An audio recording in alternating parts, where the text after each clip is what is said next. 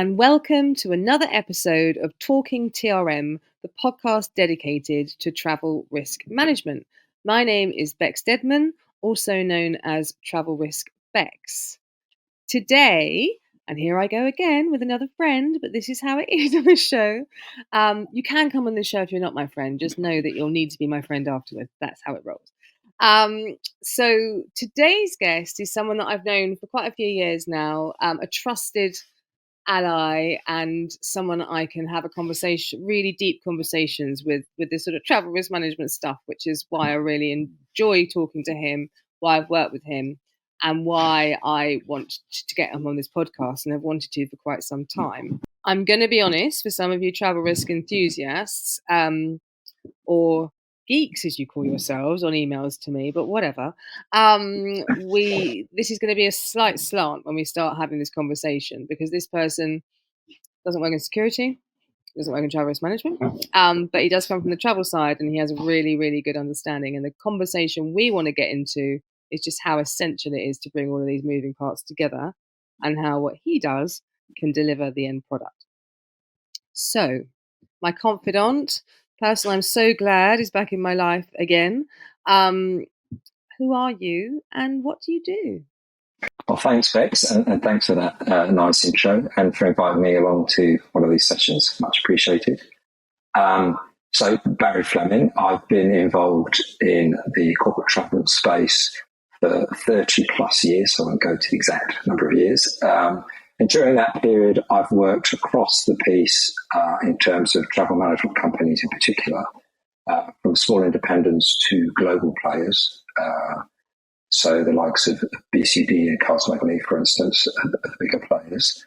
And in those organisations, my primary responsibility or role has been around marketing and building stories and getting the message across to both prospect clients and individual travellers and the actual program managers within those organisations.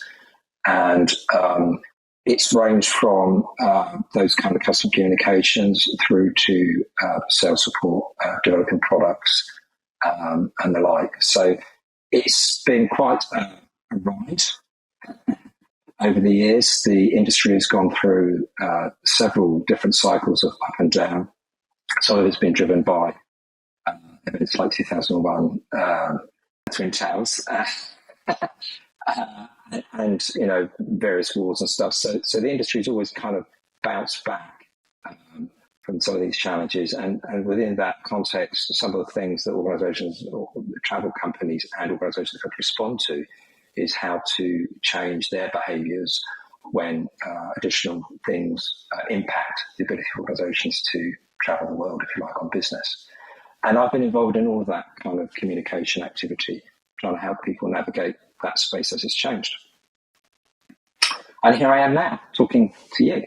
I'm very grateful I am. I'm muting because my dog that everyone knows about on this program is kind of making noises in the background. So if I am slightly delayed, that's why he's squeaking at the moment.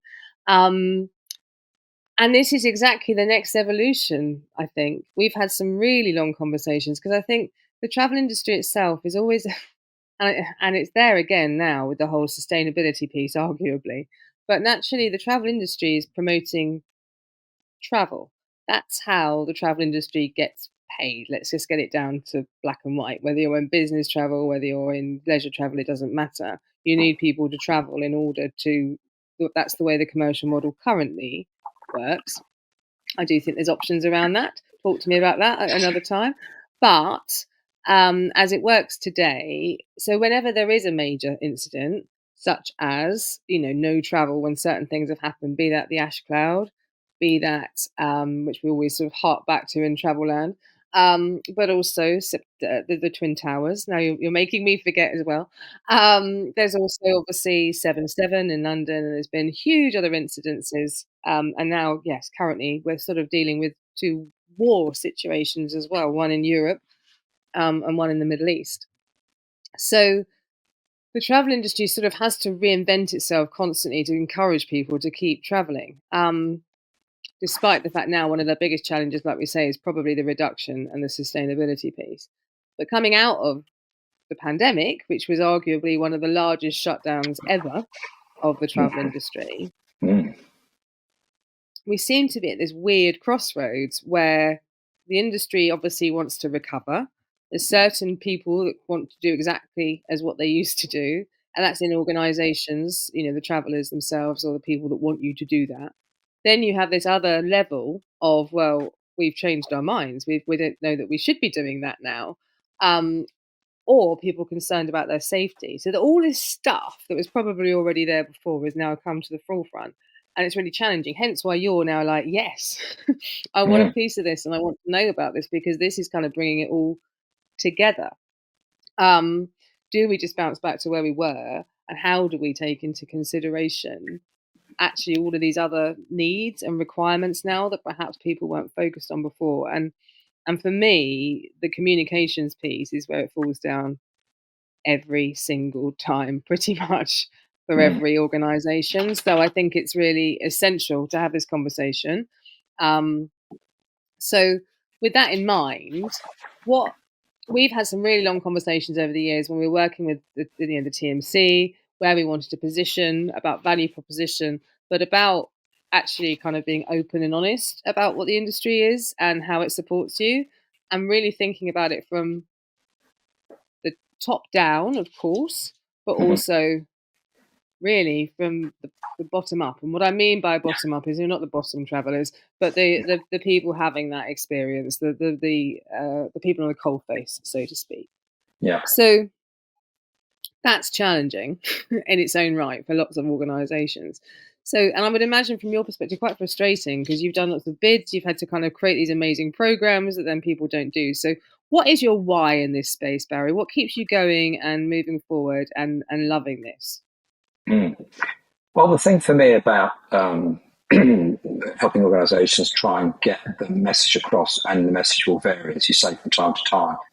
When an instance occurred and it's a kind of a recovery process, then there's sometimes, let's take COVID or the pandemic as an example.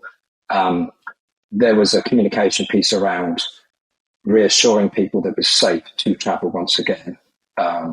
And, there are a lot of individuals, employees, people who travel for business that were very nervous about doing that. So there's a challenge around whenever these situations or incidents occur that affect the entire world, if you like. And so there is a challenge, communication challenge in that respect, to explain how things work. Have we just gone back to the way things were, or are there extra precautions that need to be taken? And that's part of the process you go through. I think the other thing that's sort of a backdrop to all of this is that when you're a business traveller in a large organisation or even an SME, there's this kind of attitude, I think, that people typically adopt. And it's one where they make some huge assumptions about, I'm going on a business trip, my company's taking care of it, they may or may not work with the TMC to organise that. So I don't need to really worry about stuff. I don't need to know too much. I'm traveling to a European city or an American city. I'm traveling somewhere. It sort of feels like home. It feels like the UK. It feels like where I work and what I do. And so sometimes there's language barrier issues in there. Sometimes there's not. But there's just this kind of sort of slight complacency by end users, by travellers, and by the organisation kind of program managers about how this process works. And some of the communication around that needs to help and understand, help and encourage travellers to understand that there are things that they need to be aware of. That there are risks involved in travel that they need to take care of. And that's communicating that through organisations, through to the end user, is one of the biggest challenges, in that people will often think that my company sorted it all out for me. I don't need to worry. The only thing I've got to worry about is if I get stuck or something goes wrong, who can I phone? And that's often the case. That's where people's thinking kind of stops when it comes to going on a business trip. By the same token, that's that individual when they go on holiday with their family, suddenly everything is in focus and they want to know, have I got the right kind of insurance? What does it cover? If it's a medical emergency, what can I do? How do I get from the airport to my hotel or my resort? How's that being sorted out? Am I going to be greeted by somebody holding up a card with my name on? How does that all work? Then the individual gets into kind of the nitty gritty of every step of the journey, if you like, and they're kind of concerned and want to be reassured that everything's taken care of. When it comes to a business trip, I'm not going to worry about any of that stuff. Somebody's going to sort it out for me, I'm sure. And that's one of the key challenges around some of the communications.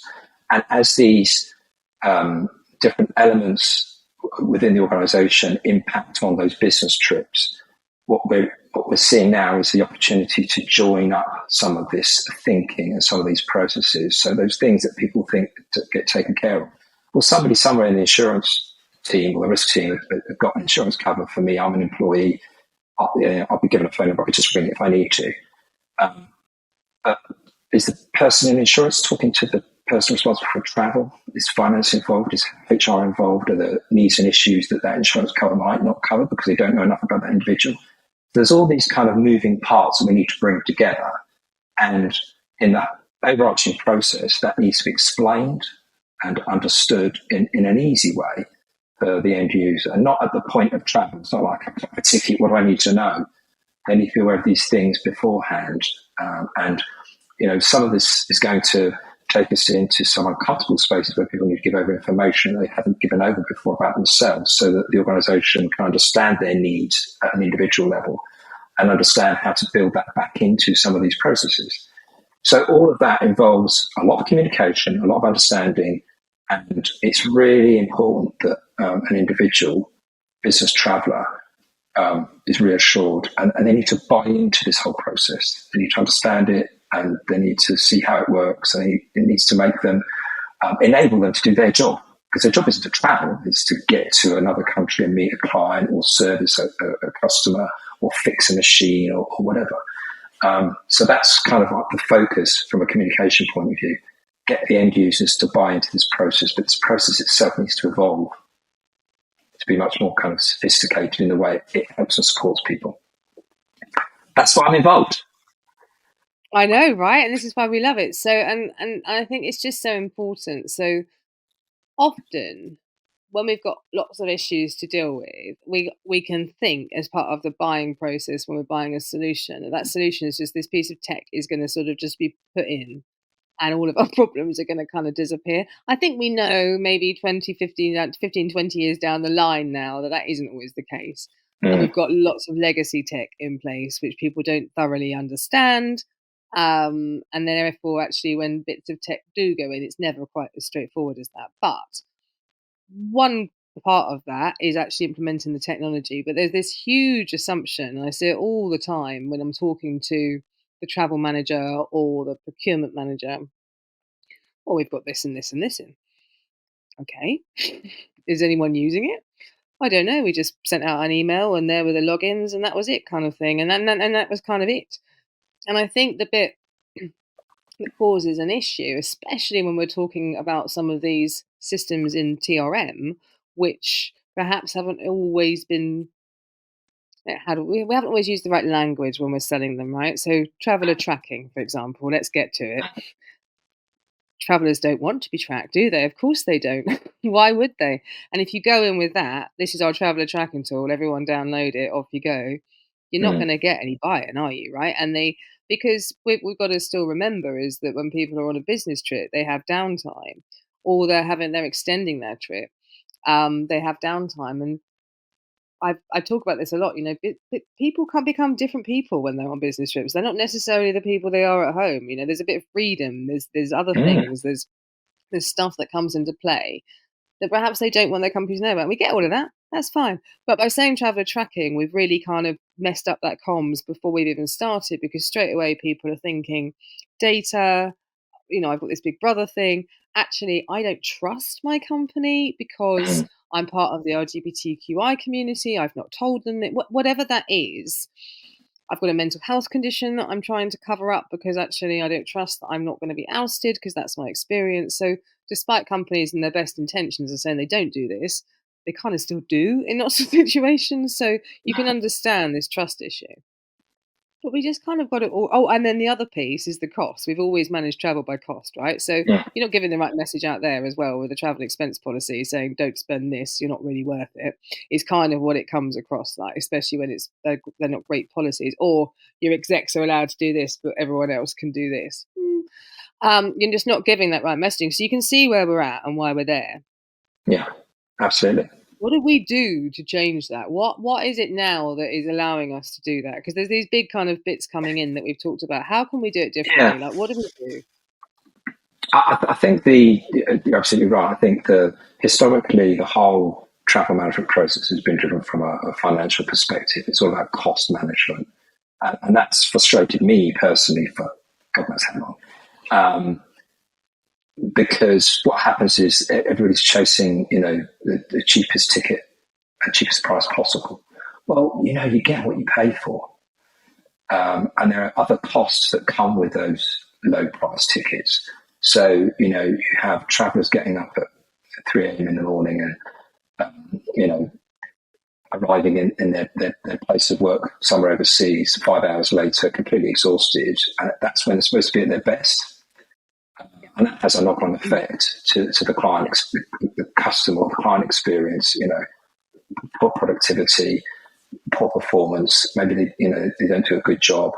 That flows all the way back into the organisation. It might result in a loss of sale or a change of supplier, and then that in itself feeds back into the impact on the individual traveller. They might it go from sort of frustration through to complete burnout, and even that person leaving their job because I hate the way they're making me do this. The focus is on cost. It's not on how I do my job and how I'm delivering what's expected to the client. And in return, we get paid, and we make margin, we make profit, and everybody's happy. So that whole kind of process, that focus around cost control, is understandable, but it's completely, well, not completely missing the picture. It's missing a huge part of the picture. All those other aspects of what goes into a business trip. What is the actual goal here for the company that the employee is delivering to its customer, or even back to the organisation? So when you consider that, it kind of resets your thinking and it makes you realise I need to bring more people involved in managing these different parts of the process. So it's not just about saving money, it's about spending money to achieve a particular goal, business goal that we're after. But along the way, we want to make sure the individual is at their best to deliver that. So that touches on HR issues, it touches on risk issues, it touches on things like, as you say, traveller tracking. But, that in itself should be flipped because the technology enables you to say to people, we will know where you are, we're not tracking you, but if you need help, send a message. Or if we think that you might need help, we'll send you a message to your mobile phone. And then you can say, I'm fine, I'm good, I'm safe, or I need to get back to the airport, can you sort it out for me? So it's, as you say, it's about the way the story is told, the way it's positioned to the travellers. That particular aspect can be put through the process where what we're doing is we're managing holistically the whole process rather than just focusing on one part of it, which is how much does it cost.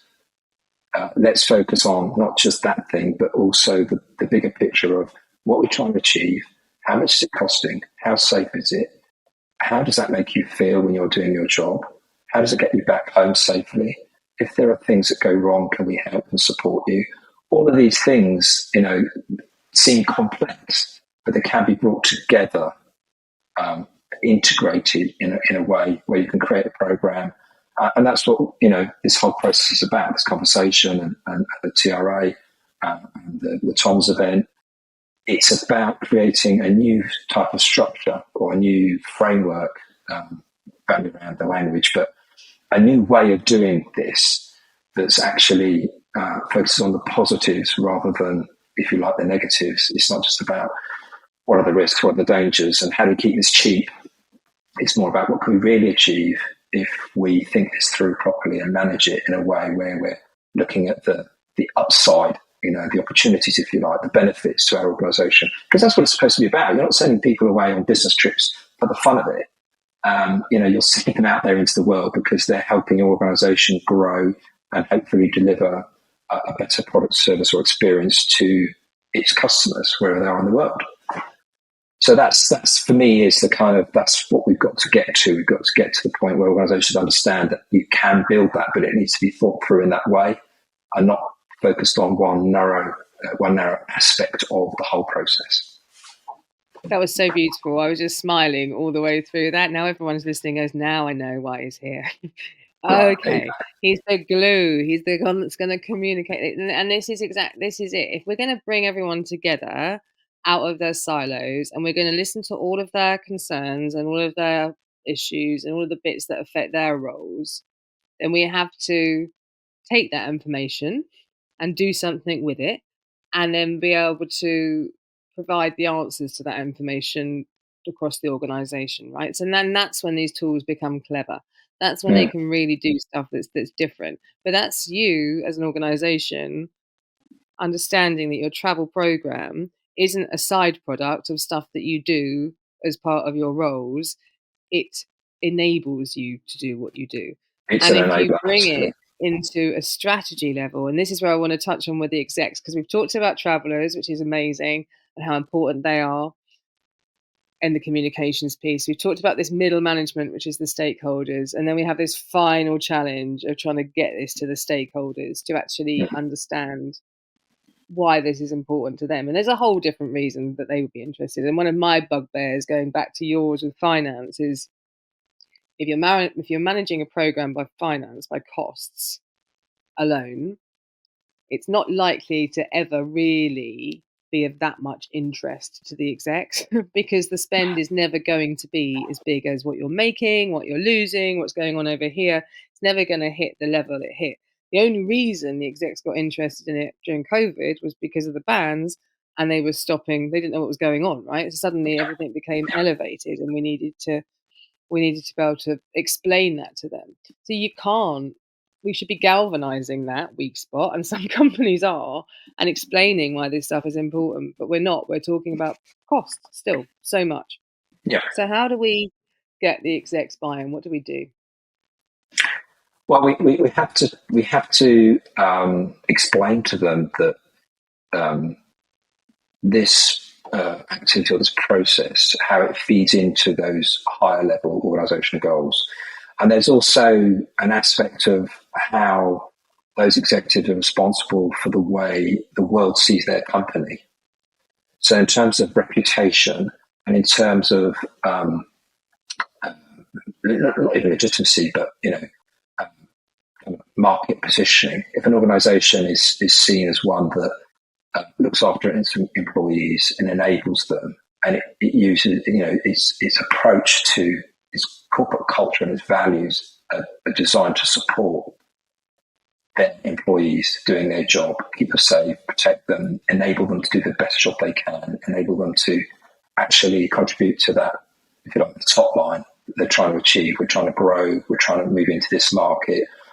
The way that you do those things, the way that that's enabled is driven by, the corporation values, because, the behaviours drop out of those values. So if you have a company that says, we're all for, carbon reductions, our ESG strategy, we're ticking all the boxes. It's probably the wrong kind of thing to say, but that's exactly the kind of language that's a red flag. You don't want organisations and executives at the very top level to think this is just an exercise where I've got to look like I'm doing something. They need to understand that the scrutiny that organisations come under now, and it's not just kind of like what happens today, it also looks back at what happens yesterday. QED, the post office, and its attitude towards the postmasters. So organisations need to be mindful of the way they behave and what they do is up for scrutiny. And so making statements and issuing reports, and I don't want to use the term greenwashing, but that's one of the key aspects that's coming through and it's around at the moment because sustainability is such a big issue. That's the kind of thing that you don't want to be doing. So in order to not do that, you need to take an approach that embeds this kind of thinking about approaching things holistically and integrating everything so that it supports the employees when they're traveling on business is vitally important. It's not a kind of, it's not a gaslighting exercise. You've got to be genuine about this. You've got to build this into your organization's business processes, but that in itself needs to be driven by the values of the organization. So align the organizational goals with the values and then the programs that support that. And then you start to get traction around actually achieving what you say you want to do. That's the challenge. That's the challenge. And I think a lot of us are facing this now. There's a huge thing about, greenwashing is now, well, I'm pretty sure it will, but by the time this comes out, it's against the law, right? There's going to be, you can't do that anymore. You've got to have proof, substantial proof of what it is that you're doing. And as we pull scope 3 in, obviously that really is the travel stuff that everyone's been going, la, la, la, la, la, just ignore that. I'll just offset it. This is stuff that can potentially make or break your company in the future. And as I kind of go over and over on these podcasts, travel risk management is exactly the same. Everyone's talking about sustainability now because they have to. Travel risk management is not far behind. And actually bring these two things together and then you're ahead of the game. Because how can you say on one hand as a company, we're going to hit net zero, we're going to do this. And on the other hand, you don't even have access to your full travel data. You don't know anything outside of maybe some of your air, what you're really doing, because we haven't as an industry really properly come up with some stuff to do with that. There's some great companies out there doing it, don't get me wrong, but we're not there yet. So get ahead of this and understand that probably sustainability is one of the biggest risks that any travel program needs to manage right now, both from a reduction and carbon perspective, but also from these are the events happening on the ground. A lot of them are travel related, a lot of them are weather related or climate related. So it is having an impact whether you like it or not. So we need to, again, huge strategies. If you've got a net zero strategy, then you should have a reduction strategy. And it goes without saying that your travel program has to be part of that, because if it isn't, you're just saying two different things and you're in danger of. And if you're putting that into your science-based targets, which I've seen, although a lot of them have moved now from 25 to 35, you've got, if you're dropping travel by 50%, well, you need to know what travel is first as a business. And that's a big thing to get your head around. But a really good way of talking to staff about it, of retaining staff, of encouraging staff to join, because you're taking this stuff seriously. And these amazing generations of people that are coming up underneath us, Barry, who do care about this, who have been handed this thing of our planet, which is not great, and try and do something about it. They care, they do care, and they are going to make decisions based on that in the future. And I think that drives to one of the other kind of key aspects of how to map out a way forward. This notion of why are we traveling against, historically, just jump on a plane and go see that customer. Why are we jumping on a plane? Could we get there by train? Could we not jump on a plane and just do it as we're doing this? We've got the technology now. And living through and working through the pandemic has shown organisations and individuals, almost more importantly, there are other ways to do things. You can still achieve what you're trying to achieve. You can still have the conversation, you still share learning, you can still drive things forward, manage projects and so on virtually.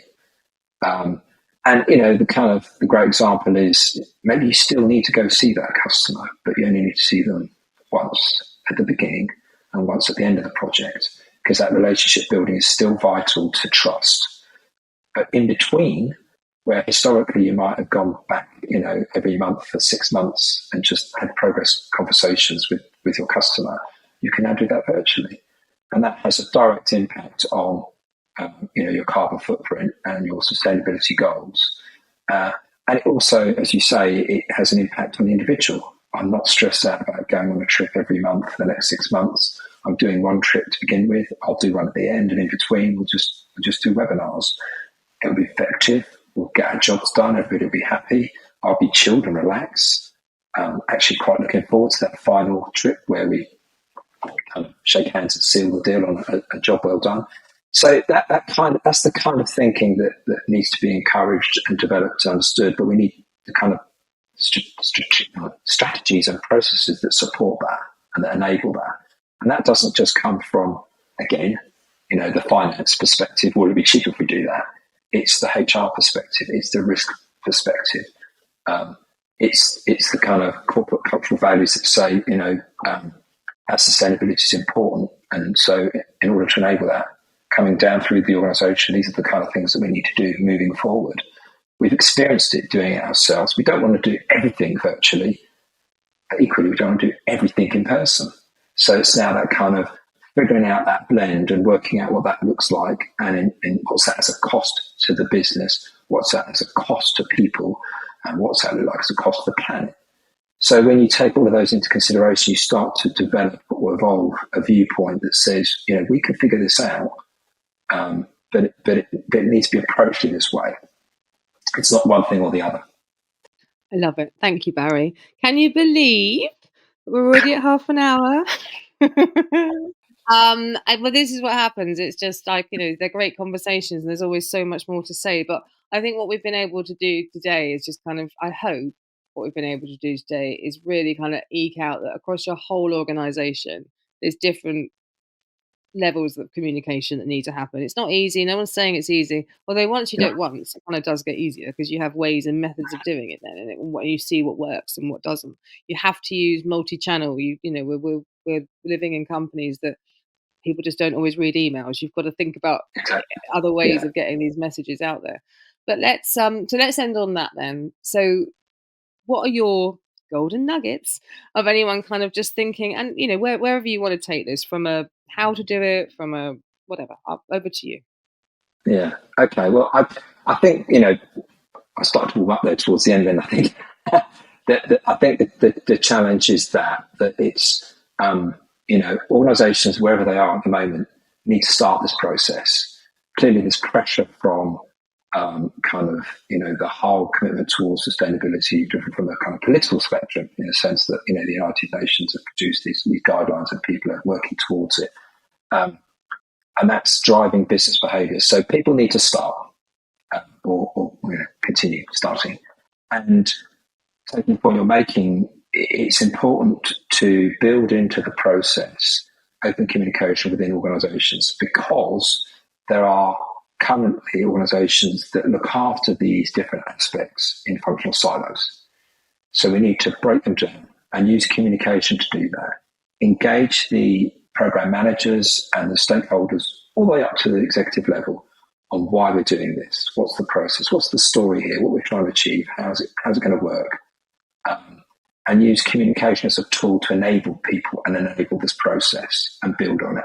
And as organisations go and share the success, share the stories that we said that we should be doing this, we're now doing it, and here's the results.